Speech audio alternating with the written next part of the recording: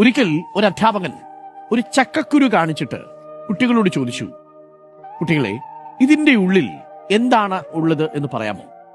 കുട്ടികൾക്ക് ആശ്ചര്യമായി, തമ്മി നോക്കി. ചക്കക്കുരുവിനുള്ളിൽ എന്താണുള്ളത്? ഒന്നുമില്ല.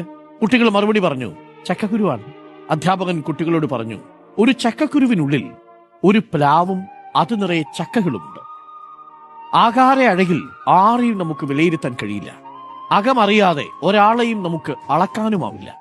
ആദ്യ കാഴ്ചയിൽ ഒരാളെ വിലയിരുത്തുന്നത് അയാളോട് ചെയ്യുന്ന ഏറ്റവും വലിയ അനീതിയാണ്, നിങ്ങളോട് ചെയ്യുന്ന ഏറ്റവും വലിയ കബളിപ്പിക്കലും. ആരുടെയും യാത്ര ഇന്ന് തുടങ്ങി ഇന്ന് അവസാനിക്കുന്നതല്ല.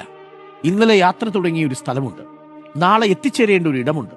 ആ യാത്രയിൽ ഉയർച്ച തളർച്ചകളും മാറ്റങ്ങളും ഏറെ ഉണ്ടാവും. ഒപ്പമുള്ളവരുടെ സാധ്യതകൾ തിരിച്ചറിയുന്നവരാണ് നല്ല ഗുരുക്കന്മാർ. പുറംഭാവങ്ങൾ മാത്രം കാണാൻ കഴിയുന്നവർ ചായം പൂശി കടന്നു പോവുകയുള്ളൂ. അകത്തളങ്ങളിലേക്ക് കയറുന്നവൻ ആത്മാവിനെ തൊട്ടറിയും എന്നാണ് പ്രമാണം.